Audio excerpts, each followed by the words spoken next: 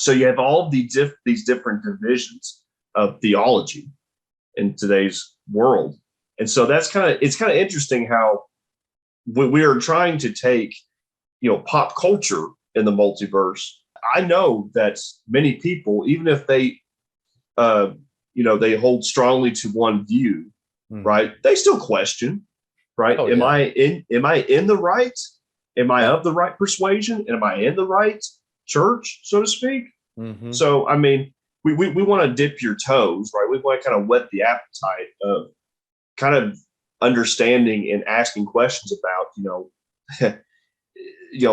what I believe in a world of so many other beliefs. Like, is what I believe, is it right? Yeah. So there's so many biblical aspects, and this is tip of the iceberg, but that's why we love the multiverse concept so much, because we can bring so many different things into the fold, and discuss them and analyze them. And a lot of it, is for entertainment purposes and for fun.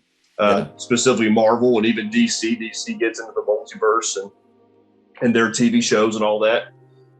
So we want to give respect and credit to them. But Tucker, like from your perspective too, you've probably thought a lot about the multiverse of theology, the multiverse of, a lot of people coin it as Christendom, right? Even with the Christian faith. And not even including other religions, so to speak. Tell us more about like your perspective into all that. It is crazy. It is kind of, it's a lot to sink in, especially, I had never done that. I'd ever wondered and really sought that out. I had never made a trilogy of this quest until around 2017 when I met my wife. When she wasn't my wife at the time, but when I met Meg. But I do remember when I was younger in high school wondering, like, okay, if I were to become a Christian then, like when in that present day, it's like, where would I go? Because we're in the multiverse. Like, there's so many different names out there. There's so many different universes or biblical. Well, I would say there's so many different beliefs out there that claim to be, they're the biblical truth. This is the biblical truth. This is the biblical truth. And I think any honest, innocent person can ask themselves, all right, what does that mean? Like, what does it mean? And so that's definitely like as much fun and exciting things that we're going to have fun with and talk about on this podcast. We also want to, our ultimate purpose in this whole life as we travel on this earth is to live for the one who made us. And what's so great is that we have a simple truth that is scripture, and that is our guide. And so the purpose of this, and what really this kind of madness of the multiverse and travelers into the multiverse makes me think about, like, it's okay to question these hard things. 1 John 4:1, to test everything. I pulled up 1 Timothy chapter 4 talking about the great apostasy, but one of the verses in chapter 4 verse 1 of 1 Timothy, now the Spirit expressly says, in a latter time some will depart from the faith, giving heed to deceiving spirits and doctrines of demons, and it goes on. But really, it's like we're in the latter days, the latter times.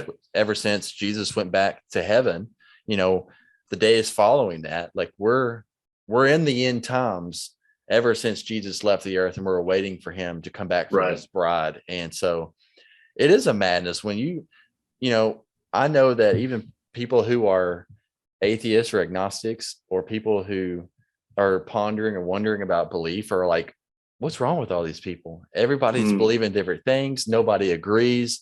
There's so much hatred going on in the world. And so I understand why people are like, why would I want to believe in something when no one agrees on anything, no matter what background you're coming from? And so what Christian and I is our background is literally to simply be a Christian, no strings attached, undenominational. Because when you look back at scripture, it's just these group of people who are Jesus's. It's not Jesus's with an extra name. And so when I think about like this movie coming out, Doctor Strange, and we're going to be seeing all these different cool people joining in an exciting way, in a biblical parallel, in a different, a biblical multiverse. It makes me think about the importance of knowing what you believe and why you believe it, and having that assurance to know it's okay to take a moment to set aside family, emotion, maybe your whole history of how you grew up, set it aside respectfully and say, okay, like Tucker 3, Tucker 2, Christian 1, Christian 2. It's like, what do I believe? And what does the Bible say? And the biblical proof, proving the Bible is real, and the historical, archaeological, geographical, all that stuff, proving prophecy, proving that scripture is real, and saying, okay, in this crazy universe of all this multi-faiths happening, what is the one faith that scripture is talking about of being just a Christian?